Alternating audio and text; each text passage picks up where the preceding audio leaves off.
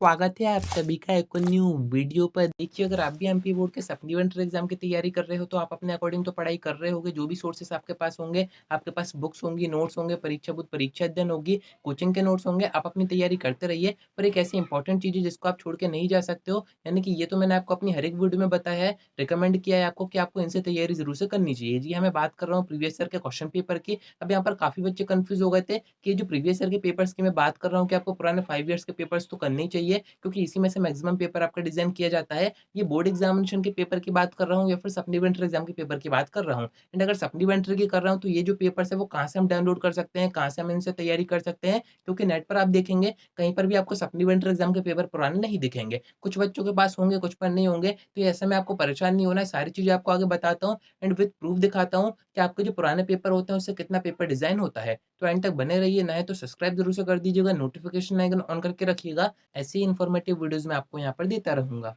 अब देखिए, previous year के क्वेश्चन पेपर से कितना आपका एग्ज़ाम में आ सकता है, ये आप इस बात से समझ सकते हैं, जो कि मैं आपको आगे बताऊँगा। तो यहाँ पर थोड़ा-सा ध्यान से सुनिएगा। आपका सिलेबस सेम है, आपका ब्लूप्रिंट सेम है, आपकी बुक्स भी सेम है एंड आपका जो एग्ज़ाम पैटर्न है वो भी सेम है। एंड अभी तक आप देखोगे एमपी बोर्ड के जितने भी क्वेश्चन पेपर आए हैं, अब वो आप चाहे बोर्ड एग्ज़ामिनेशन के देखो, सप्लीमेंट्री का देखो या फिर उप जन योजना के पेपर देखो, उनमें हमेशा वही क्वेश्चन पूछे जाते हैं जो कि इम्पोर्टेंट होते हैं। यानी कि बोर्ड के पॉइंट ऑफ व्यू से वो इम्पोर्टेंट होते हैं एंड कोचिंग में या फिर आपके स्कूल में भी वही क्वेश्चन आपको बताए जाते हैं कि ये इम्पोर्टेंट है, जो कि हर बार आते हैं एंड वही क्वेश्चन हर बार पेपर में आते भी हैं। तो देखिए, आपका जो पेपर बनाया जाता है वो सिर्फ़ इम्पोर्टेंट क्वेश्चन्स ही बनाया जाता है एंड वो ऐसे क्वेश्चन होते हैं जो कि आपको आगे कहीं न कहीं काम आ सकते हैं। यानी कि वो चीज़ आपको पता होनी चाहिए। तो आपके जो पेपर है वो हर बार उन्हीं क्वेश्चन से बनाए जाते हैं। कभी किसी सेशन में कुछ क्वेश्चन दे दिए, कभी दूसरे सेशन में कुछ और क्वेश्चन दे दिए, यानी कि वही क्वेश्चन आगे-पीछे घूमते रहते हैं। यानी कि ऐसा तो है नहीं कि हर बार एमपी बोर्ड की तरफ से जो पेपर डिज़ाइन किया जाता है उसमें हर बार नए क्वेश्चन आते हो। ये चीज़ तो आपने भी नोटिस की होगी कि जो क्वेश्चन प्रीवियस ईयर में आ चुके हैं वही क्वेश्चन 1-2 सेशन छोड़ के दोबारा से आ जाते हैं। यानी कि क्वेश्चन यहाँ पर रिपीट होते हैं। इस कारण से ही मैं आपसे कह रहा था कि आपको प्रीवियस ईयर के क्वेश्चन पेपर ज़रूर से पढ़ने चाहिए। अगर आप प्रीवियस 5 ईयर्स के पेपर पढ़ के जाओगे,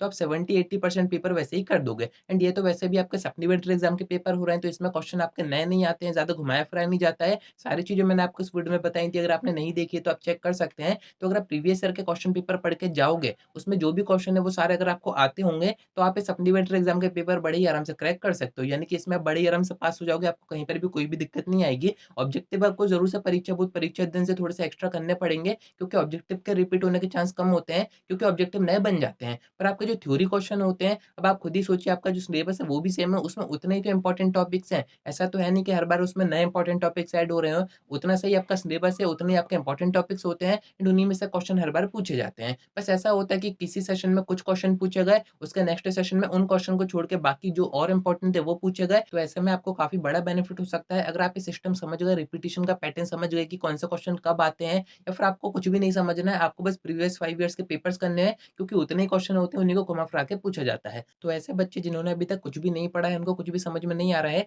तो आपको कुछ नहीं करना है, डिस्क्रिप्शन में मैं आपको एक वेबसाइट दे रहा हूँ, वहाँ से आपको पुराने पेपर डाउनलोड करने हैं, बस उनको पढ़ के जाना है, उनके पूरे ऑब्जेक्टिव पढ़ने हैं, पूरे क्वेश्चन आपको नेट से या फिर यूट्यूब से प्रैक्टिस करके जाने हैं, आप बड़े ही आराम से पास हो जाओगे। अब यहाँ पर डाउट ये आता है कि हमें सप्लीमेंट्री के पुराने पेपर करने हैं या फिर बोर्ड एग्जामिनेशन के पुराने पेपर करने हैं। तो अगर आपके पास सप्लीमेंट्री के पेपर हो, किसी वेबसाइट पर अगर हों, तो वहाँ से आप डाउनलोड करके उनको देख सकते हैं। वैसे तो इंटरनेट पर है नहीं है, मैं काफ़ी ज़्यादा रिसर्च कर चुका हूँ, ढूँढने की कोशिश की है मैंने, पर सप्लीमेंट्री के पुराने पेपर आपको कहीं पर भी नहीं दिखेंगे। बाकी बोर्ड एग्जामिनेशन के पेपर आपको किसी भी वेबसाइट पर दिख जाएँगे, मैं आपको डिस्क्रिप्शन में दे रहा हूँ, वहाँ से भी जाके आप डाउनलोड कर सकते हैं एंड पढ़ाई कर सकते हैं। तो यहाँ पर ऐसा कोई ज़रूरी नहीं है कि आप सप्लीमेंट्री के पुराने पेपर करो, आप बोर्ड एग्जामिनेशन के पुराने पेपर पढ़ोगे, तब भी उसमें कंटेंट सेम ही रहेगा। ये मैं आपको बता ही चुका हूँ कि आपका सिलेबस सेम है, इंपॉर्टेंट टॉपिक्स भी सेम है, क्वेश्चन भी सेम ही आते हैं, तो वहाँ पर कुछ भी चेंजेस नहीं होते हैं। आप बोर्ड एग्जामिनेशन के पुराने 5 ईयर्स के पेपर्स करोगे 2021 से 2024 तक के, 24 का भी आपका जो पेपर हुआ था उसको भी आपको पढ़ के जाना है, क्योंकि वहाँ से भी 20% क्वेश्चन रिपीट हो सकते हैं। एंड ये चीज़ आप खुद भी नोटिस करोगे, जब आप पुराने पेपर देखोगे, उसमें काफ़ी ज़्यादा क्वेश्चन आपको रिपीट दिखेंगे। जैसे कि अगर आपने 2021 का पेपर किया, उसके आपने सारे क्वेश्चन पढ़े, तो उसमें से कुछ क्वेश्चन आपको आगे के ईयर्स में भी दिखेंगे, यानी कि 2022 में दिख सकते हैं, 2023 में दिख सकते हैं, 24 में दिख सकते हैं।